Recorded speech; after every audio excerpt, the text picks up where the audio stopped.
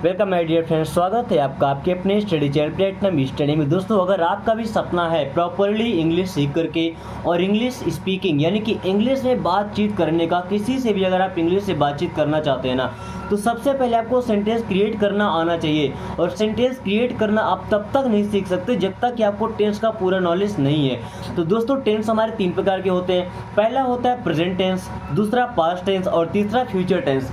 कल हमने एक वीडियो बनाया था, लगभग 40 से 42 मिनट का था वो, जिससे मैंने प्रेजेंट टेंस के बारे में बिल्कुल जीरो लेवल से लेकर के और एडवांस लेवल तक के सेंटेंसेस को ट्रांसलेट करना सीखा था। हर एक रूल, हर एक हेल्पिंग वर्ब कब कैसे ट्रांसलेट करना है, इंट्रोगेटिव हो, निगेटिव हो, अफर्मेटिव हो, हर एक प्रकार के सेंटेंस को आपको बारीकी से समझाया गया है। अगर आपने वो वीडियो नहीं देखी है तो जाकर के देख सकते हैं, क्योंकि अब देखिए टेंस तो 3 के तीनों अलग ही हैं। अगर आप प्रेजेंट नहीं भी देखते हैं तब भी पास्ट अभी आपको समझ आएगा, बट अगर आप एक सीक्वेंस से पढ़ते हैं तो आपके लिए थोड़ा बेहतर होगा। ये 3 के तीनों टेंस अलग अलग है, इनका आपस में कोई रिलेशन नहीं है। ओके, तो तीनों को हम अलग अलग भी पढ़ सकते हैं, बट तीनों का नॉलेज होना हमारे लिए बेहद ज़रूरी होता है। जब तक हमको एक का नॉलेज नहीं होगा, बाकी 2 का नॉलेज है, अगर एक को भी आप मिस कर रहे हैं तो समझिए कि ग्रामर आपका बिल्कुल अधूरा है। तो आज हम सीखने वाले हैं पास्ट टेंस के बारे में। तो पास्ट टेंस का मतलब क्या होता है? भूतकाल। पास्ट टेंस मीन्स क्या होता है? भूतकाल। अच्छा, भूत हम किसको बोलते हैं? जब किसी आदमी की डेथ हो जाती है, कोई एक्सपायर हो जाता है, तो उसे हम क्या बोलते हैं? कि भूत बन गया। भूत मतलब क्या? अभी जो बीत गया है। तो पास्ट टेंस का मतलब भूतकाल, जो समय बीत चुका है, और काल का मतलब तो समय होता है। अब इसके भी 4 अलग अलग पार्ट होते हैं। पहला पार्ट होता है इनडेफिनिट। क्या होता है? इनडेफिनिट। इनडेफिनिट का मतलब क्या होता है? कि जब कोई चीज़ अनिश्चित हो, यानी कि समय का पता ना हो उसमें। इनडेफिनिट में क्या होता है? हमें समय का पता नहीं होता है। ओके, जैसे हमने बोल दिया कि मैं जाता था, मैं खाता था, मैं पीता था, मैं सोता था। इसमें आपको समय का पता चल रहा है क्या? कब करता था? नो, समय का पता नहीं चलेगा। इसी में दूसरा होता है कॉन्टिन्यूअस। दूसरा पार्ट होता है कॉन्टिन्यूअस, और कॉन्टिन्यूअस का मतलब होता है कोई काम जारी है। जैसे मैं जा रहा था, मैं खेल रहा था, मैं पढ़ रहा था, तो ये सब होते हैं कॉन्टिन्यूअस, यानी कि काम जारी रहता है। क्या? काम जारी रहता है कॉन्टिन्यूअस में।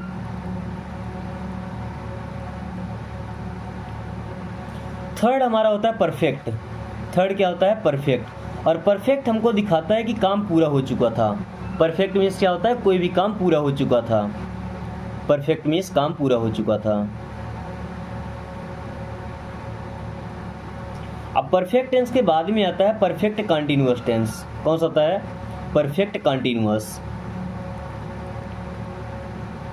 अब एक बात बताइए, परफेक्ट का मतलब काम पूरा हो चुका है, कंटीन्यूअस का मतलब काम चल रहा है, काम जारी है। तो क्या ऐसा हो सकता है कि कोई काम पूरा भी हो गया हो और काम जारी भी हो? जैसे अगर मैं आपसे ये बोलता हूँ कि मैं सुबह से पढ़ा रहा था, मैं दोपहर से पढ़ा रहा था, अगर ऐसा बोलूँ कि मैं दोपहर से पढ़ा रहा था, तो समय का पता चल रहा है ना।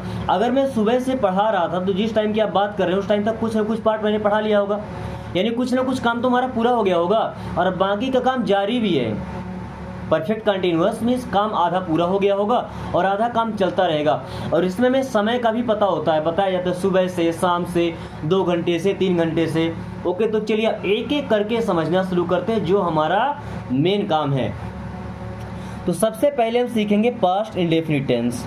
कौन सा? Past indefinite tense.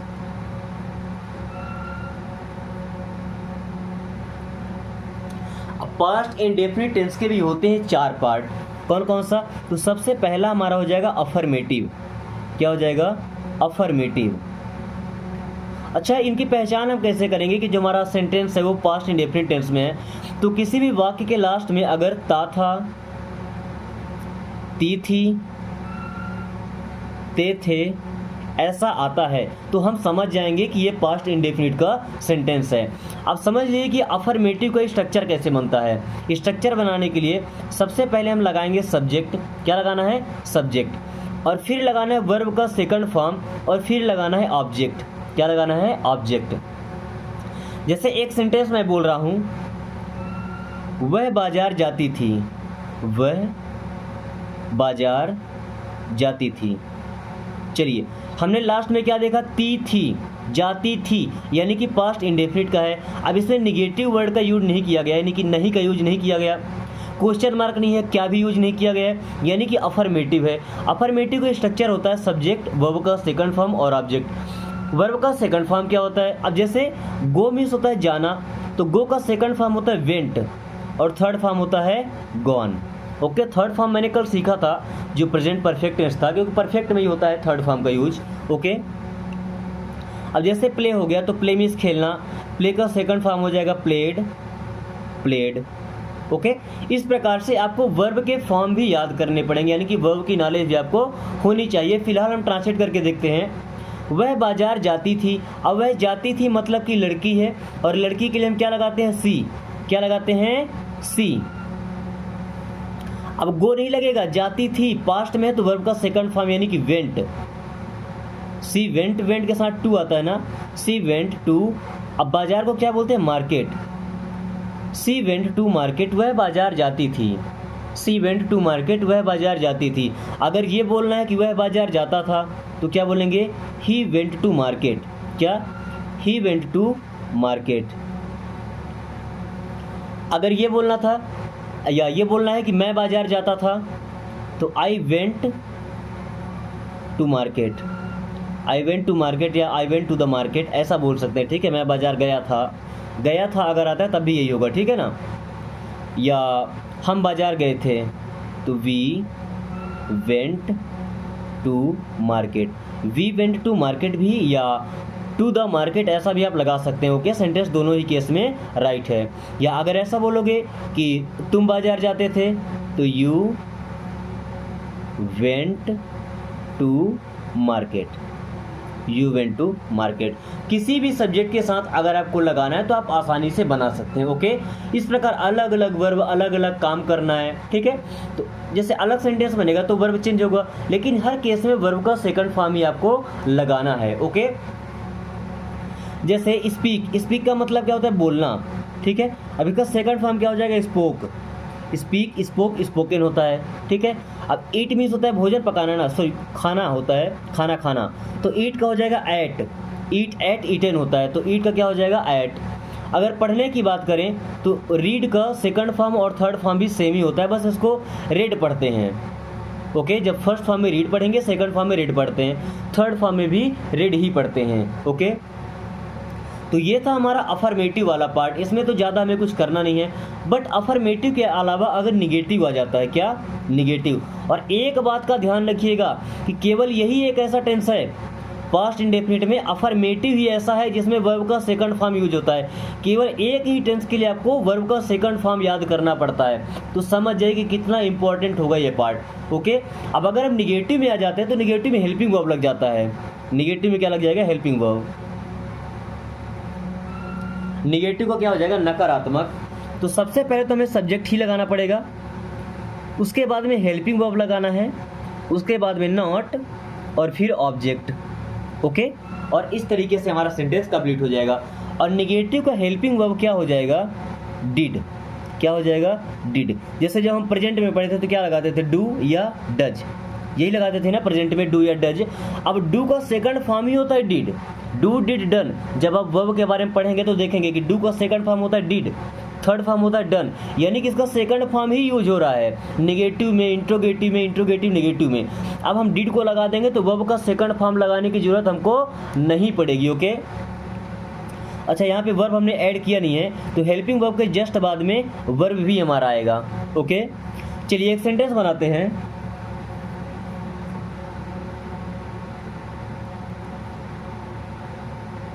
क्या वह नहीं आई थी? क्या वह नहीं आई थी?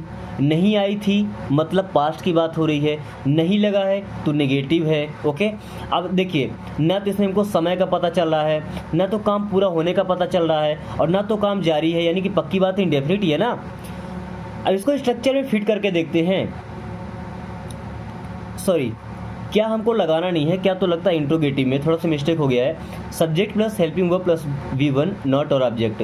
वह नहीं आई थी, वह नहीं आई थी। ओके, तो वह के लिए हम क्या लगाएंगे? सी।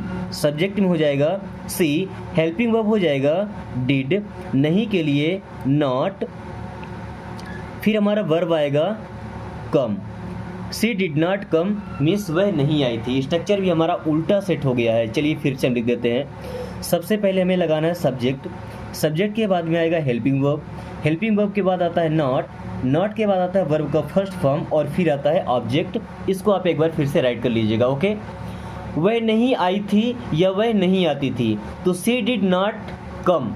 अब वर्ब का फर्स्ट फॉर्म ही लगेगा, वर्ब का सेकंड फॉर्म लगाने की जरूरत नहीं है, क्योंकि हमने जो हेल्पिंग वर्ब हमारा डिड है वो पहले से सेकंड फॉर्म ही है। ओके, अब अगर ऐसा बोलना है कि वह नहीं जाता था, क्या वह नहीं जाता था, तो he did not go, he did not गो, वह नहीं जाता था। वह नहीं बोलता था, तो he did not speak, he did not speak means वह नहीं बोलता था। कोई भी वर्ब हो, कोई भी काम हो, आप आसानी से बना सकते हैं। ओके, अगर वह नहीं करता था तो क्या बोलेंगे, ही did not do, he did not do, वह नहीं करता था। अब डू हमारा क्या यहाँ पे वर्ब है। ओके, हेल्पिंग वर्ब नहीं है। क्या बोलेंगे, मैं नहीं जाता था या मैं नहीं गया था, क्या आ जाएगा, आई डिड नॉट गो, क्या, आई डिड नॉट गो। फायदे की बात क्या है कि जो हमारा पास्ट इंडेफिनिट टेंस है इसमें केवल एक ही हेल्पिंग वर्ब है, डिड। कोई भी सब्जेक्ट हो, सिंगुलर हो, प्लूरल हो, first person, third person, second person, कोई भी हो, सबके साथ में डिड का ही यूज करना होता है। ओके, सबके साथ में केवल डिड ही लगेगा। तो इस तरीके से आप नेगेटिव के सेंटेंस भी आसानी से बना सकते हैं। ओके, कोई भी सेंटेंस आप बोले, अगर आप ट्रांसलेट नहीं कर पा रहे हैं, हालांकि उम्मीद है कि आप ट्रांसलेट कर लेंगे, बट अगर नहीं कर पाते तो उसी टाइम पे आप कमेंट करके पूछ सकते हैं। ठीक है, आपके सेंटेंस को ट्रांसलेट करके और रूल के साथ बता दिया जाएगा कि किस तरीके से ट्रांसलेट हुआ है।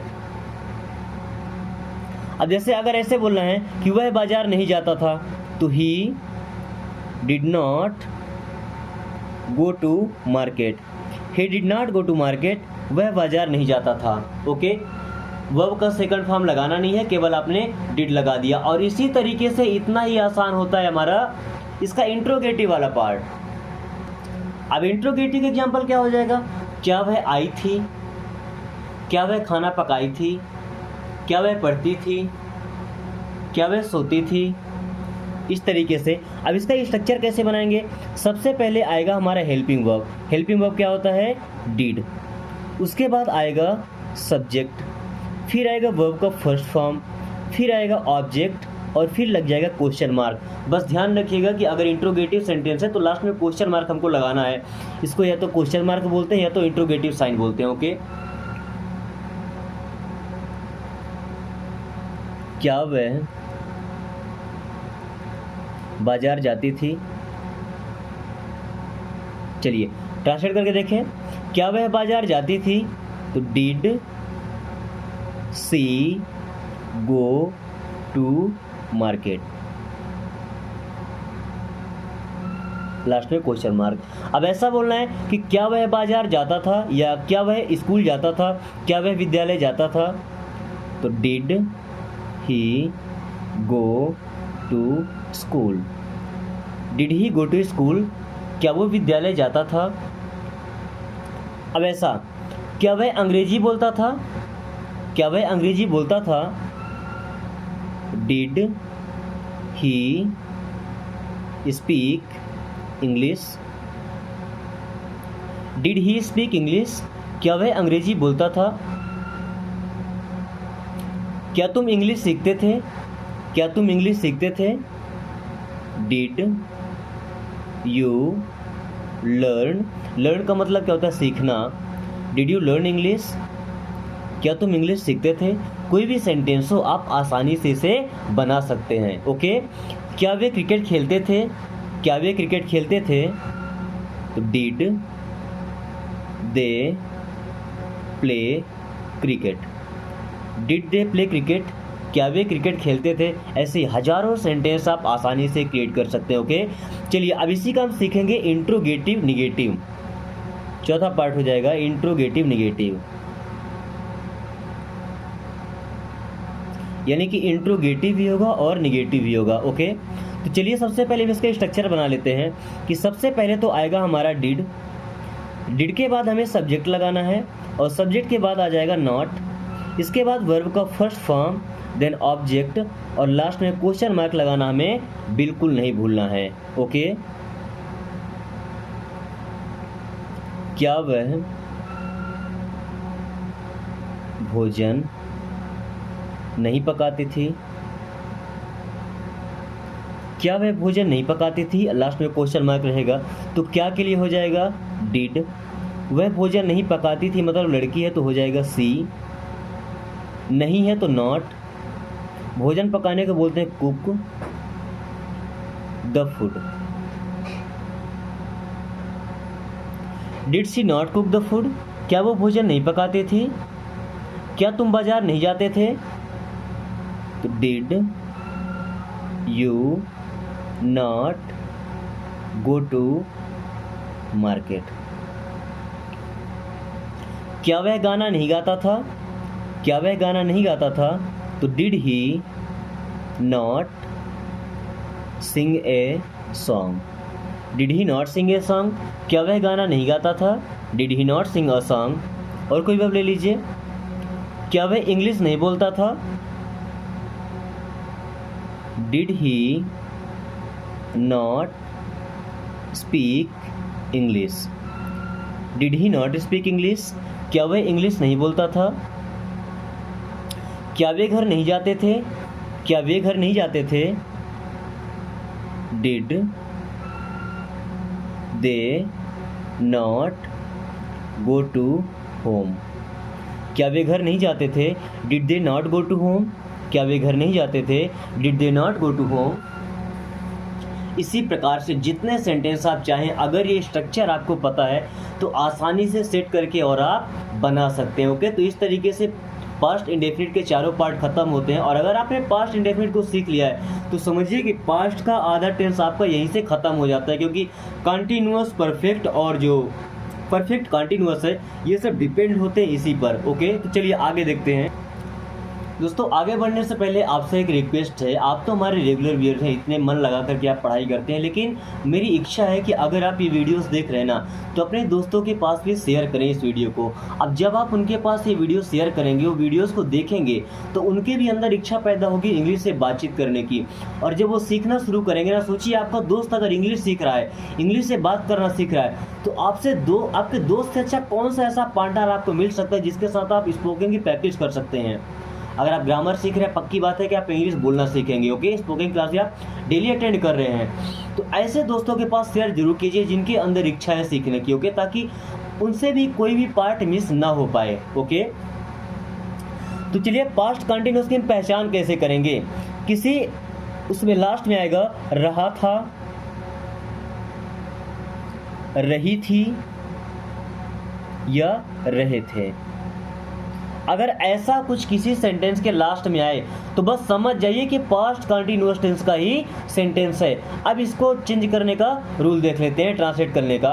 अब इसमें केवल दो ही हेल्पिंग वर्ब होते हैं, एक होता है वाज और दूसरा होता है वर। पहला होता है वाज, दूसरा होता है वर।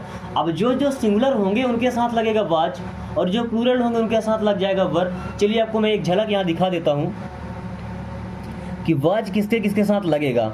सबसे पहली बात तो आई के साथ लगेगा, ही के साथ लगेगा, सी के साथ, इट के साथ, एंड अगर कोई सिंगुलर नाम आता है, जैसे मान लिया हम राम लिख लेते हैं, ठीक है, या सीता लिख लेते हैं, ऐसे अगर सिंगल नाम रहेगा तो इनके साथ में वाज लगाना है। ओके, अब चलते हैं वर के पास, WERE वर। ये लगेगा वी के साथ, वी मीन्स हम, फिर लगेगा यू के साथ, यू मीन्स तुम, फिर लगेगा दे के साथ, दे मीन्स वे, और फिर लगेगा जैसे अगर बोले कि राम एंड श्याम, क्या राम एंड श्याम, जब दो नाम हो गए ना तो इनके साथ लगेगा वर। अब सीता एंड गीता, अगर दो से ज़्यादा नाम हो गए या दो हो गए तो लगेगा वर। मतलब सिंगुलर नाउन अगर है तो लगेगा वाज और प्लूरल नाउन के साथ लगेगा वर। ये चीज़ आप अपने दिमाग में बिठा लीजिए। ओके, तो पास्ट कंटिन्यूअस खत्म। अब देखिए इसका इंडेफिनिट वाला पार्ट, सॉरी अफर्मेटिव। अफर्मेटिव का मतलब होता है सकारात्मक। अफर्मेटिव मीन्स क्या होता है, सकारात्मक। हिंदी भी देखते चलिए साथ में। अब इसका एक स्ट्रक्चर बना लेते हैं, ठीक है। तो सबसे पहले तो आएगा हमारा सब्जेक्ट, और सब्जेक्ट के बाद अगर हेल्पिंग वर्ब है तो हेल्पिंग वर्ब तो हमारा आना ही आना है। ओके, और अगर कोई भी कंटिन्यूअस टेंस है, कंटिन्यूअस अगर दिख गया है तो वर्ब के फर्स्ट फॉर्म में आपको आईएनजी लगाना है, ठीक है। जब वर्ब के फर्स्ट फॉर्म में हम आईएनजी जोड़ देते हैं तो इसको हम बोलते हैं वर्ब का फोर्थ फॉर्म। कई जगह पे आप लिखा देखेंगे कि वर्ब का फोर फॉर्म या V4 लिखा रहता है, ओके ना, वर्ब का फोर फॉर्म ही होता है। इसके बाद में लगेगा ऑब्जेक्ट, ओके, और यहीं से हमारा खत्म हो जाएगा। तो चलिए शुरू करते हैं। जैसे वह बाजार जा रही थी, वह बाजार जा रही थी। तो सब्जेक्ट यानी कि सी के साथ आता है वाज। जा रही थी, जाने को बोलते हैं गो में आएगा ING तो हो जाएगा गोइंग। तो she was going to market, she was going to the market या she was going to market. वह बाजार जा रही थी, she was going to market, वह बाजार जा रही थी। अब अगर ये बोलना है कि वह स्कूल जा रहा था तो ही वाज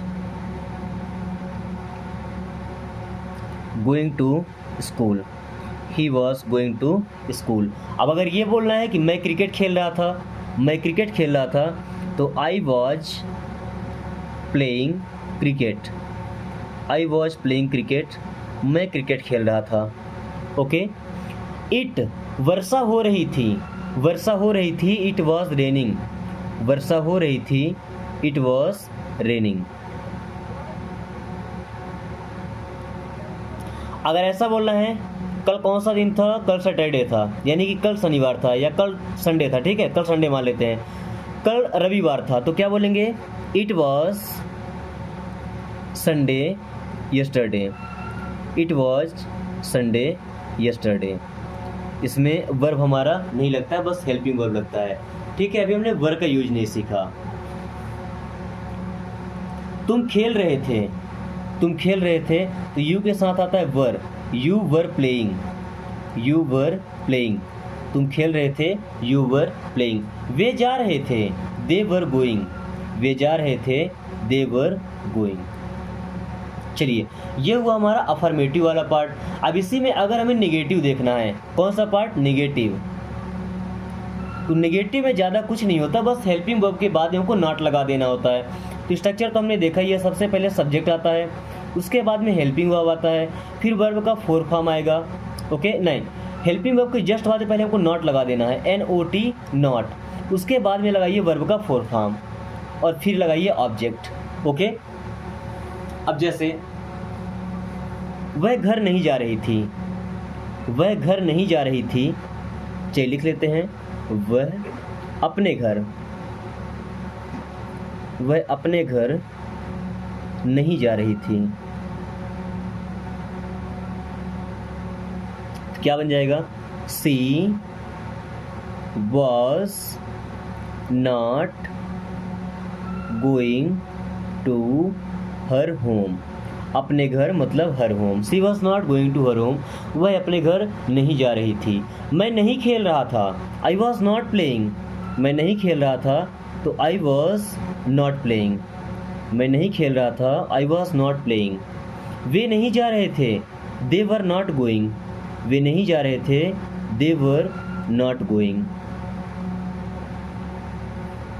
तुम नहीं सीख रहे थे, यू वर नॉट लर्निंग, तुम नहीं सीख रहे थे, you were not learning, you were not learning.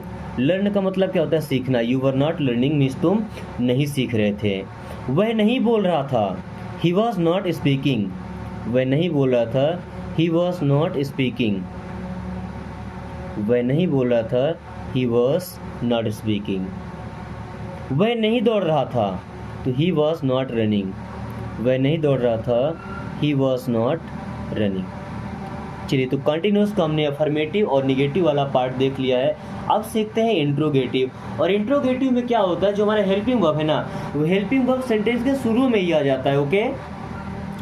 चलिए, इंट्रोगेटिव का मतलब होता है प्रश्नवाचक, और किसी भी टेंस में सेंटेंस को इंट्रोगेटिव बनाने के लिए सबसे पहले हमको लगाना पड़ता है हेल्पिंग वर्ब। क्या लगाते हैं, हेल्पिंग वर्ब, फिर आएगा सब्जेक्ट, ओके, फिर आ जाएगा वर्ब का फोर्थ फॉर्म, फिर आ जाएगा ऑब्जेक्ट, एंड फिर आ जाएगा क्वेश्चन मार्क। जैसे क्या वह जा रही थी, क्या वह जा रही थी, क्या वह जा रही थी, तो वह के साथ क्या आता है, वॉज, क्या आता है, वॉज। वॉज सी गोइंग, क्या वह जा रही थी, वॉज शी गोइंग, क्या वह जा रही थी।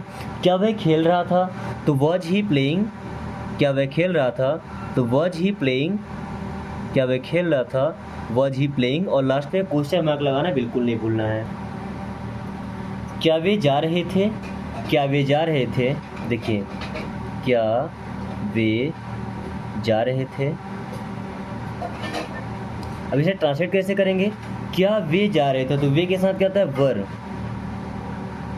वर they going, were they going, क्या वे जा रहे थे। क्या तुम सीख रहे थे, वर यू लर्निंग, क्या तुम सीख रहे थे, वर यू लर्निंग। दोस्तों अगर ये चीज़ आपने सीख लिया ना, तो समझिए कि सेंटेंस आपको खुद से बनाना आ जाएगा। फिर आपको कई सारे सेंटेंस देखने की जरूरत नहीं पड़ेगी कि 2-4 सेंटेंस मिल जाए, हम भी याद कर लें, हम भी इंग्लिश बोल लें। ओके, जैसे क्या तुम खेल रहे थे, तो वर यू प्लेइंग, क्या तुम खेल रहे थे, were you playing.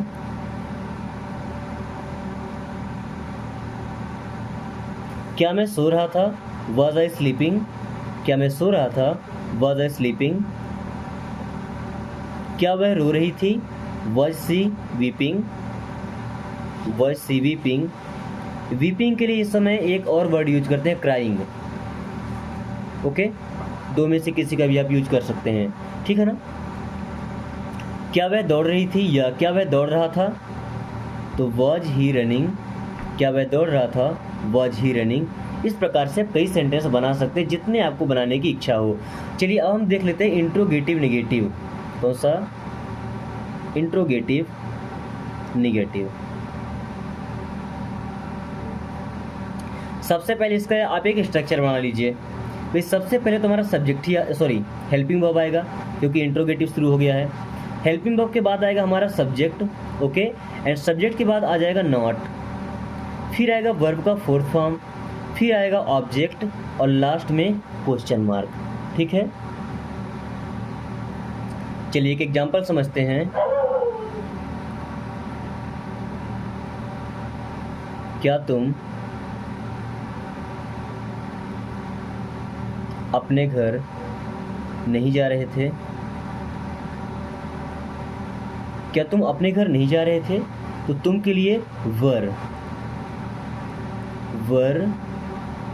You not going to your home. अपने घर नहीं जा रहे थे मतलब your home. Were you not going to your home, क्या तुम अपने घर नहीं जा रहे थे। क्या तुम नहीं खेल रहे थे, वर यू नॉट प्लेइंग, क्या वे नहीं खेल रहे थे, क्या वे नहीं खेल रहे थे, तो were they not playing, were they not playing, क्या वे नहीं खेल रहे थे। क्या मैं नहीं पढ़ रहा था, क्या मैं नहीं पढ़ रहा था, was I not reading, was I not reading, क्या मैं नहीं पढ़ रहा था, क्या मैं नहीं बोल रहा था, was I not speaking, was I not speaking, क्या मैं नहीं बोल रहा था। इस प्रकार से आप इसके इंट्रोगेटिव नेगेटिव के भी जितने वाक्य चाहे, जितने सेंटेंस चाहे, खुद से क्रिएट कर सकते हैं। तो चलिए अब अगला पार्ट देखते हैं, पास्ट परफेक्ट का। ओके, अब दोस्तों पास्ट परफेक्ट टेंस की पहचान क्या होगी कि किसी सेंटेंस के लास्ट में लिखा होगा कि चुका था या चुकी थी या चुके थे। ओके, अब पास्ट परफेक्ट टेंस में केवल एक ही हेल्पिंग वर्ब होता है, वो होता है हैड। क्या होता है, हैड। जैसे पास्ट इंडेफिनिट में केवल एक ही हेल्पिंग वर्ब था, डिड, जो सबके साथ लगता था। वैसे पास्ट परफेक्ट टेंस में केवल एक ही हेल्पिंग वर्ब है, हैड, जो कि सबके साथ लगेगा, यानी कि कोई भी सब्जेक्ट हो तो आपको ज़्यादा परेशान होना नहीं पड़ेगा इस टेंस में। ओके, क्योंकि एक ही हेल्पिंग वर्ब है, सभी सब्जेक्ट के साथ लगना है। और अगर परफेक्ट टेंस है तो परफेक्ट में हमेशा लगता है वर्ब का थर्ड फॉर्म। कौन सा, वर्ब का थर्ड फॉर्म। अब अगर आप टेंस सीख रहे हैं तो ये बात तो समझ ही लीजिए कि वर्ब के आपको तीनों फॉर्म तो याद होना चाहिए। सभी वर्ब के ना याद हो, लेकिन कम से कम 50 से 60 वर्ब आपके ऐसे हों जो रेडी हों। ओके, बाकी तो खुद आप क्रिएट कर सकते हैं। तो अगर इसका अफर्मेटिव देखते हैं तो सबसे पहले अफर्मेटिव का वो क्या बन जाएगा, अफर्मेटिव यानी कि सकारात्मक। तो सबसे पहले तो आएगा हमारा सब्जेक्ट, सब्जेक्ट के बाद में लगाइए हेल्पिंग वर्ब, उसके बाद लगा दीजिए वर्ब का थर्ड फॉर्म और उसके बाद लगा दीजिए ऑब्जेक्ट और आपका सेंटेंस रेडी हो जाएगा। जैसे वह बाजार जा चुका था, वह बाजार जा चुका था। चलिए ट्रांसलेट करिए। ही हैड, गो का थर्ड फॉर्म क्या होता है? Go, went, gone. Third form क्या होगा? Gone. He had gone to the market, he had gone to the market, वह बाजार जा चुका था। ओके। वह सो चुकी थी, वह सो चुकी थी, तो she had slept, she had slept. Okay. वह गाली दे चुका था, वह गाली दे चुका था, तो क्या हो जाएगा? ही हैड एब्यूज्ड, एब्यूज का मतलब गाली देना, एब्यूज इसका थर्ड फॉर्म है। ओके। इस तरीके से आप कोई भी सब्जेक्ट लगाएंगे। अब जैसे मैं सीख चुका था, तो आई हैड लर्नड, लर्नड होता है इसका थर्ड फॉर्म। ओके। जैसे LEARN, लर्न इसका फर्स्ट फॉर्म हो गया, सेकंड फॉर्म हो जाता है लर्नड एंड थर्ड फॉर्म भी हो जाता है लर्नड। ओके। लर्नड, लर्नड, तो लर्न का थर्ड फॉर्म हो जाएगा learned. I had learned means मैं सीख चुका था। मैं कर चुका था, आई हैव डन, मैं कर चुका था, आई हैड डन, मैं कर चुका था, आई हैड डन। इस प्रकार से आप अफर्मेटिव को बनाएंगे। अब अगर आपको निगेटिव बनाना है, क्या निगेटिव, तो सिंपल सा आपको हेल्पिंग वर्ब के जस्ट बाद में नॉट लगा देना है। क्या लगा देना है? नॉट। जैसे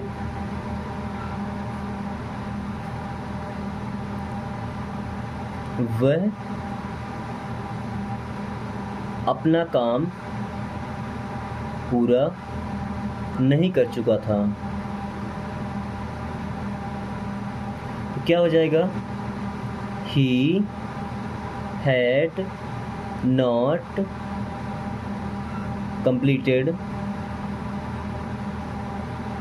या done his work. He had not done his work, done मतलब काम पूरा कर चुका था या कंप्लीटेड। ओके। पूरा करना का कंप्लीटेड भी लगा सकते हैं या डन भी लगा सकते हैं, दोनों चीज़ आप यहाँ पे कर सकते हैं। अब जैसे मैं नहीं पहुँच चुका था, तो I had not reached, reach का मतलब होता है पहुँचना, रीच मीन्स क्या होता है? पहुँचना, इसका थर्ड फॉर्म है reached. I had not reached means मैं नहीं पहुँच चुका था या मैं नहीं पहुँचा था। ओके। मैं नहीं बोल चुका था, आई हैड नॉट स्पोकन, मैं नहीं बोल चुका था, I had not spoken. Okay. चलिए अभी अगर इसी का इंट्रोगेटिव बनाना है, तो इंट्रोगेटिव में सिंपल सा हेल्पिंग वर्ब को उठा के सेंटेंस के शुरू में रख देते हैं बस। जैसे क्या वह जा चुका था, क्या वह जा चुका था, बस लास्ट में इंट्रोगेटिव साइन आएगा, तो क्या बन जाएगा? हैड ही गॉन, क्या वह जा चुका था, क्या वह जा चुकी थी, तो हैड सी गॉन। क्या तुम गाना गा चुके थे, तो हैड यू संग अ सॉन्ग। अब देखिए सिंग मतलब क्या होता है? गाना, SING, सिंग मीन्स होता है गाना। सिंग का सेकंड फॉर्म होता है सेंग एंड थर्ड फॉर्म होता है संग, तो सिंग का यहाँ पे थर्ड फॉर्म यूज हुआ है संग। ओके। अब इसी में अगर इंट्रोगेटिव नेगेटिव बनाया, तो आपने हेल्पिंग वर्ब शुरू में लगाया है, फिर सब्जेक्ट लगाया है, अब सब्जेक्ट के बाद में नॉट लगा दीजिए। ठीक है। जैसे क्या वह नहीं जा चुका है, क्या वह नहीं जा चुका है, तो had he not gone, had he not gone. क्या वह नहीं जा चुका है, क्या वह पूरा नहीं कर चुका है, तो had he not done, had he not done. क्या वह पूरा नहीं कर चुका है, क्या तुम नहीं सीख चुके हो, तो had you not learn, had you not learn, क्या तुम नहीं सीख चुके हो। इस प्रकार से आप पास्ट परफेक्ट टेंस के भी चारों पार्ट बना सकते हैं, क्योंकि हेल्पिंग वर्ब एक ही है केवल हैड, तो ज़्यादा टफ है नहीं, आपको सबके साथ में हैड का यूज करना है। और परफेक्ट टेंस है तो वर्ब का थर्ड फॉर्म ही लगाना है। अब बात रही अफर्मेटिव की, तो अफर्मेटिव में सब्जेक्ट आएगा, हेल्पिंग वर्ब फिर ऑब्जेक्ट। निगेटिव में हेल्पिंग वर्ब और वर्ब के बीच में नॉट आ जाता है, एक वर्ड नॉट, NOT। अभी वहीं पर अगर हमको इंट्रोगेटिव बनाना है, तो जैसे अफर्मेटिव का था, तो अफर्मेटिव में से आप बस हेल्पिंग वर्ब को उठा के सेंटेंस के शुरू में लगा लीजिए, ओके। अब इंट्रोगेटिव नेगेटिव बनाना है, तो आपका हेल्पिंग मतलब शुरू में है, बस सब्जेक्ट के बाद में नॉट लगा दीजिए, आपका इंट्रोगेटिव नेगेटिव भी बन जाएगा। चलिए एक पार्ट बचा है, past perfect continuous tense. Past perfect continuous tense की पहचान क्या होगी कि वाक्य के अंत में लिखा होगा से रहा था या से रही थी या से रहे थे, ओके। अब इसका भी केवल एक ही हेल्पिंग वर्ब होगा, हैड बीन, क्या, हैड बीन, जो कि सबके साथ में लगाया जाएगा। अब परफेक्ट कंटिन्यूअस है, मतलब इसमें सिंस और फॉर लगता है, क्या, सिंस और फॉर। सिंस लगता है अगर डेफिनिट टाइम है, क्या, डेफिनिट टाइम यानी कोई निश्चित समय है, निश्चित समय। जैसे मान लीजिए हमने बोला कि संडे, तो संडे दिन में मतलब हफ्ते में एक ही बार आता है, कोई भी दिन का नाम ले लो, किसी भी महीने का नाम ले लो, जैसे जनवरी हमने ले लिया, ओके। कितने भी बजे ले लो, जैसे 7 बजे, 8 बजे, 6 बजे, कितने भी बजे ले लो, ठीक है। अब फॉर लगता है अनिश्चित समय के लिए, यानी कि समय अगर निश्चित ना हो कि कब से शुरू किया गया है, अनिश्चित समय, ओके। अब सिंस में जैसे मॉर्निंग आ गया, इवनिंग आ गया, आफ्टरनून आ गया, इनके लिए भी सिंस ही लगेगा। अब फॉर लगे, जैसे हमने बोल दिया 2 घंटे से, तो 2 आवर्स, कितना, 2 घंटे से, 2 दिन से, 2 महीने से, 2 साल से, 2 घंटे से, यानी कि डेफिनिट ना हो तो वहाँ पे हम लगाते हैं फॉर। अब बाकी हेल्पिंग वर्ब एक ही है, तो ज़्यादा प्रॉब्लम होना नहीं है, एक ही स्ट्रक्चर बनाएंगे, उसी में हम सभी को समझ लेंगे, ओके। तो सबसे पहले अफर्मेटिव के लिए स्ट्रक्चर बना रहे हैं हम, तो पहले आएगा सब्जेक्ट। अब हेल्पिंग वर्ब में क्या है, हैड बीन, ओके। चलिए वर्ब का फोर्थ फॉर्म लग जाएगा, यानी कि वर्ब के फर्स्ट फॉर्म में ING लग जाएगा। उसके बाद में आ जाएगा ऑब्जेक्ट, अगर कुछ है तो फिर या तो सिंस लगेगा या फॉर लगेगा। इसके बाद में लगा दीजिए अदर वर्ड, ओके। और लास्ट में फुल स्टॉप, जैसे वह सुबह से क्रिकेट खेल रही थी, वह सुबह से क्रिकेट खेल रही थी, तो क्या हो जाएगा, she had been playing cricket. सुबह है तो सिंस मॉर्निंग, क्या हो जाएगा, सिंस मॉर्निंग, सिंस मॉर्निंग। वहीं अगर हम ये बोलें कि वह 2 घंटे से रो रहा था, तो he had been weeping, weep का मतलब रोना, तो वीपिंग 2 घंटे से, तो for 2 hours, for 2 hours, okay. He had been weeping for 2 hours. मैं शाम से पढ़ रहा था, मैं शाम से पढ़ रहा था, तो I had been studying since evening, okay. And हम 2 महीने से सीख रहे थे, हम 2 महीने से सीख रहे थे, तो we had been learning, we had been learning for 2 months, 2 months, 3 months, 4 months, ऐसा हो सकता है, ओके। यानी कि हेल्पिंग वर्ब एक ही है, कोई भी सब्जेक्ट होगा उसके साथ आपको लगा देना है। बस कंफ्यूजन होगा आपको सिंस और फॉर में। तो अगर आपको समझ में आए कि समय निर्धारित है, यानी कि फिक्स है, ठीक है, डेफिनिट समय, तो उसके लिए सिंस आएगा, और अगर अनिश्चित समय है तो उसके लिए फॉर आएगा, ठीक है। अभी अगर किसी का निगेटिव बनाना है, तो निगेटिव में क्या करना है, हैड और बीन के बीच में नॉट कर देना, क्या, हैड नॉट बीन, हैड और बीन के बीच में नॉट आ जाएगा, बाकी सब का सब सेम रहेगा, ओके। जैसे वह सुबह से क्रिकेट नहीं खेल रही थी, हम इसी को बना देते हैं, ठीक है। वह सुबह से क्रिकेट नहीं खेल रही थी, तो she had not been playing cricket since morning. Okay, अब इसी में अगर बनाना है, वह 2 घंटे से नहीं रो रहा था, तो he had not been weeping for 2 hours। Okay, इसी में से हमने बना लिया निगेटिव का। अब देखिए कितना आसान है, हम इसी में से आपको इंट्रोगेटिव बनाना भी सिखाएंगे। अगर इंट्रोगेटिव बनाना है तो पहले लगाइए हैड को, फिर लगा दिए सब्जेक्ट को, और फिर लगाइए बीन को। बाकी सबका सब सेम रहेगा। देखिए इसको बनाना है, ठीक है। क्या वह सुबह से खेल रही थी? क्या वह सुबह से खेल रही थी? तो had she been playing since morning. Had she been playing since morning. क्या वह सुबह से रो रहा था? तो हैड ही बीन वीपिंग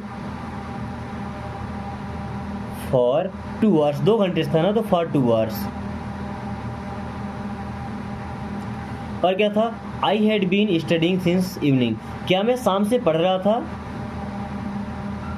तो had I been studying since evening. Okay, इस प्रकार से आप बनाएंगे इसका इंट्रोगेटिव सेंटेंस। अब अगर इंट्रोगेटिव निगेटिव बनाना है तो सबसे पहले हेल्पिंग वर्ब तो हमारा शुरू में आएगा, उसके बाद में हमारा सब्जेक्ट आएगा, उसके बाद में नॉट आएगा, उसके बाद में बीन आएगा। बाकी सबका सब सेम रहेगा, बस यहीं पे थोड़ा सा खेल खेलना है। देखिएगा यहीं से बन जाएगा। क्या वह सुबह से नहीं खेल रही थी? क्या वह सुबह से नहीं खेल रही थी? तो had she not been playing. Had she not been playing since morning. अच्छा, ये मत समझिए कि क्रिकेट को हमने गायब किया है। हमने सेंटेंस क्या बोला है? क्या वह सुबह से नहीं खेल रही थी? क्रिकेट का तो हमने जिक्र ही नहीं किया है। अगर क्रिकेट का जिक्र किया होता तो प्लेइंग के बाद में क्रिकेट हम लगा देंगे। ओके, कोई दिक्कत तो नहीं है। फिर क्या वह 2 घंटे से नहीं रो रहा था?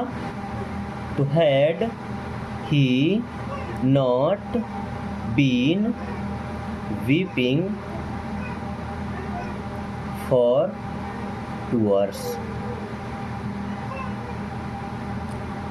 दोस्तों आज के क्लास को यही खत्म करते हैं। पढ़ाते पढ़ाते गले में खराशी आ गई है। दोस्तों क्लास कैसा लगा एक बार कमेंट करके जरूर बताएं।